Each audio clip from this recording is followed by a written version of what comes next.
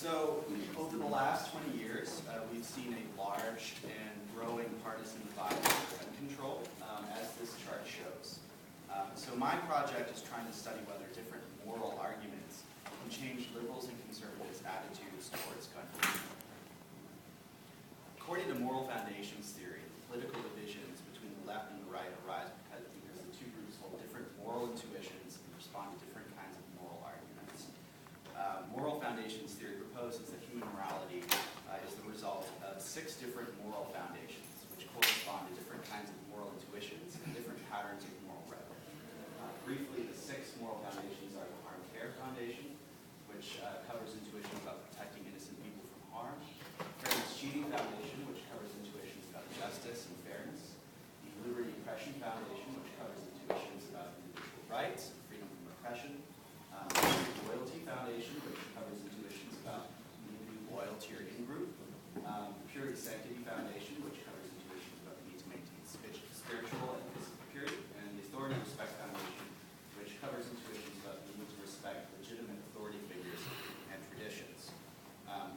So according to moral foundations theory, liberals and conservatives draw on all 6 of these moral foundations, but liberals draw predominantly on the harm care foundation, and conservatives draw predominantly on the authority respect foundation. So while the differences between liberals and conservatives that we see may seem insurmountable, recent research actually suggests that moral framing can persuade liberals and conservatives to change their attitudes through triggering their moral intuitions, which would bring them closer together on contentious issues. So expanding on this recent line of research, I decided to test whether moral framing can change liberals and conservatives' attitudes towards gun control. Specifically, I wanted to test whether arguments using liberal moral foundations to argue in favor of gun control could persuade liberals to, using liberal moral foundations to argue against gun control could persuade liberals to oppose gun control, and whether arguments using conservative moral foundations to argue in favor of gun control could persuade conservatives to support gun control. So in my experiment, I recruited subjects to read a fake proposal for a new gun control law and had them read different arguments or moral frames for or against it. I also varied the political party of the senators that were supporting the proposal, so they were either Republicans, Democrats, or nonpartisan. I gave participants 8 frames in total, 8 different moral arguments that they were exposed to. I randomly assigned them to it, and I also had one control condition in which participants didn't read a moral argument. They simply rated their support for the proposal. I also had them answer some demographic and public opinion questions, including questions about their party identification and political ideology. So briefly, this is what the proposal looked like. As you can see, we varied the authorship of the proposal in the first sentence so that it said either several senators, several Republican senators, or several Democratic senators were working on the new legislation. So after reading the proposal, subjects answered this opinion question. So we gave them the frame, which you can see underlined here in the middle of the screen first, and so we would randomly assign participants again to 8 different moral arguments, and we had one control condition where they weren't exposed to any frame, and then we had them give their opinion of the proposal on the 7-point Likert scale you see there at the bottom of the slide. So we had 8 moral frames in total, again, based on 4 of the moral foundations. So each foundation was used once to argue in favor of the proposal and once to argue against the proposal. I'm not going to read all of these to you, but to give you a sense of how each foundation was used. The authority respect foundation, which is at the bottom there, was used as a positive frame to argue in favor of the proposal by saying that some people support the proposal because they believe it enforces their country's cherished tradition of prohibiting dangerous individuals from owning guns. And the authority respect foundation was used to argue against the proposal by saying some people oppose the proposal because they believe it undermines the authority of the Constitution and disrespects our country's cherished tradition of private gun ownership. So our results were as follows. We had a little over 2,000 survey respondents. We had 470 conservatives, 470 moderates, and a little over 1,000 liberals. Our first major finding was that Democratic and Republican respondents' support for the proposal was not affected by the political affiliation of the authors of the proposal. So there was no group influence, which is pretty surprising considering that there are a number of other studies that have found a very strong tendency for partisans to conform to the opinions of the Republican group. It's possible that we didn't find any group influence because we used weak manipulation. We attributed the proposal to several Republican or several Democratic senators instead of attributing it to political parties. So it's possible that participants thought that these senators were just outliers and they weren't representative of the Democratic or Republican Party. So looking at the support for the framings among all subjects, there's a couple things to note here. The first is that support was generally higher in the control condition. So the subjects liked this proposal more when we didn't give them a moral frame.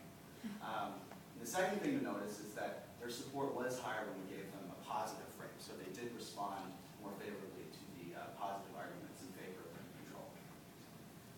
Looking at support among liberals, the thing to take away from this is that in general, liberals just really liked the proposal. There was a lot of support for it across all of the conditions, but there is some slight variation on the authority, respect, foundation, and I'll touch on that in a second. All right, looking at support among conservatives, we see that there were much lower levels of support for the proposal among conservatives. But this is the second thing you should notice, there's a lot of variation, much more variation than there was with the liberals.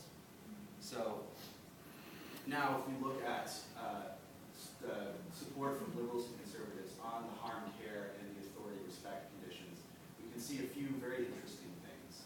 If you look at conservatives with the positive harm care frame arguing in favor of the proposal, what you'll see is that frame elicited lower levels of support from conservatives. So when we gave them the liberal frame in favor of gun control, it had lower levels of support for the proposal.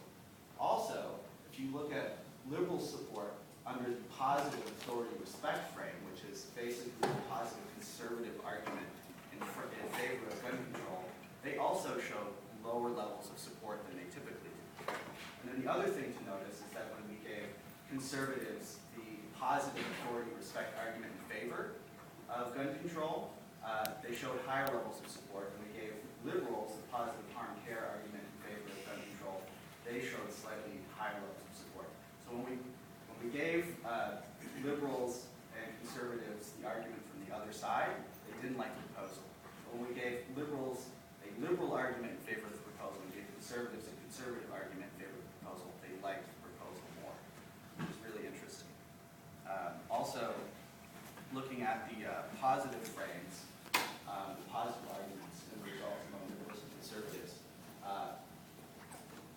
first thing to notice here is that with the liberty, oppression, and the authority respect foundations, we see the smallest opinion gaps between liberals and conservatives. So when we gave them positive arguments based on these two foundations, it closed the gap in support between liberals and conservatives. But when we look at the harm care foundation, that gap is exacerbated. It's actually much larger. So when we gave them the argument, basically the liberal argument based on the harm care foundation in favor of gun control, it made that gap larger. So in conclusion, moral framing does appear to affect liberals and conservatives' support for gun control. So the divisions between liberals and conservatives over gun control can be diminished by avoiding arguments that in favor of gun control use the harm care foundation, right? Which is interesting because if you look at the rhetoric coming from pro-gun rights groups, it's all based in the harm care foundation. It's all about protecting innocent people from harm, and that seems to exacerbate the difference in opinion between liberals and conservatives. And the divisions between liberals and conservatives over gun control can also be diminished by using arguments based in the liberty, oppression, and authority respect foundation. Based on my findings with the authority, respect, and the harm care foundation, with liberals showing lower levels of support with the positive authority, respect frame, and conservatives showing lower levels of support with the positive harm care frame, I think future research should study what I'm calling reverse moral psychology.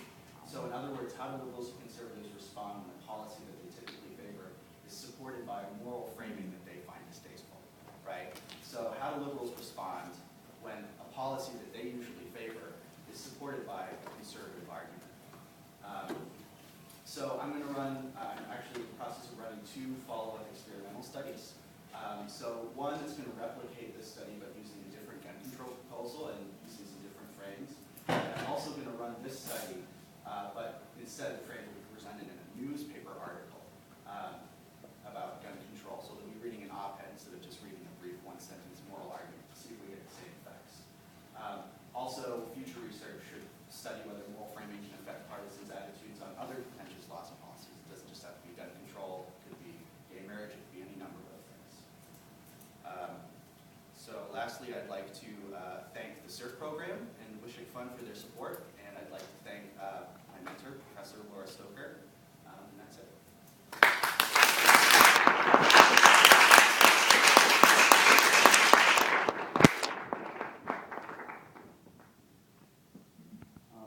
Thank you, Edgar. That was really good. Now we have like 4 minutes or 5 or so of questions, so go ahead and I'll see. I'm not necessarily suggesting that this would be a statistically significant thing, but kind of more for the theoretical underpinning of the moral framing theory that you're working on. How would that account for ideological orientations that fall kind of outside the traditional conservative liberal spectrum? So for instance, libertarians who fall on the right but wouldn't necessarily respond to authority arguments, or radical leftists who advocate gun ownership but aren't traditional liberal Democrats. Yeah, that's a great question. And actually, we have a whole bunch of people that identify as libertarian in our sample, but I haven't gone through and looked at them yet because they put it in the other category. But I'm predicting that we probably see something with the Liberty Oppression Foundation, which really is the one foundation that libertarians draw on most, right? So we probably see some kind of effect there where they have high levels of support for gun control where we use the positive liberty oppression frame, maybe lower levels when we use the negative liberty oppression frame, something like that. Yes. Could you say, again, how large the sample size was and how you went about getting the people to respond and where they came from and so on? Yeah. Were you out on a street corner or? No. So we had a little over 2,000 respondents. So I ran the study on Amazon Mechanical Turk, which is an online crowdsourcing workplace where you can just post short assignments and pay people a small sum and they'll complete it for you. And a lot of political scientists are collecting data that way now because you can get a lot of responses very quickly. How much do you pay them? I paid them about 20 cents for 5 minutes, but that's actually the going rate on Amazon Mechanical Turk.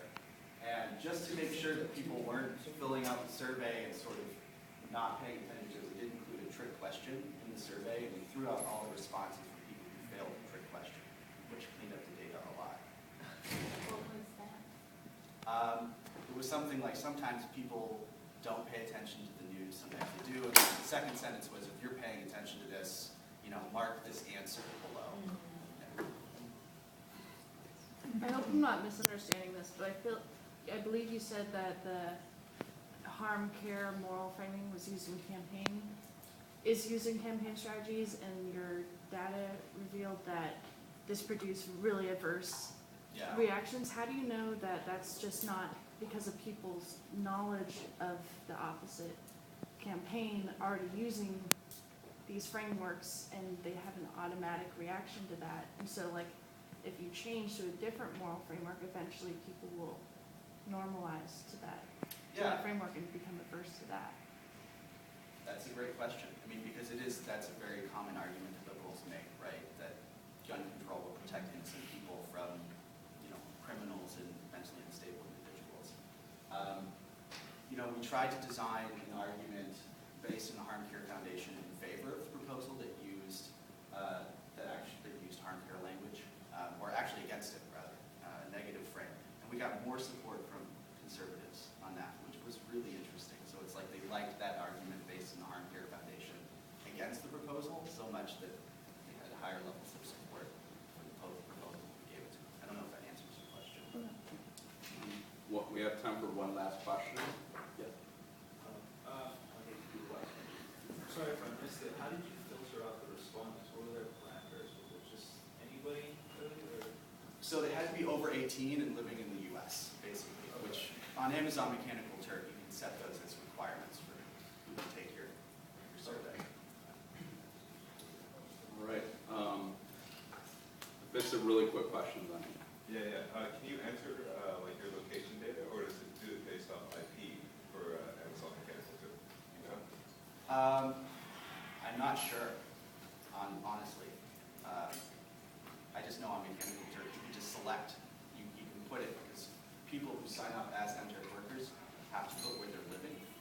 So, I don't know, I'm not entirely sure. That's a good question.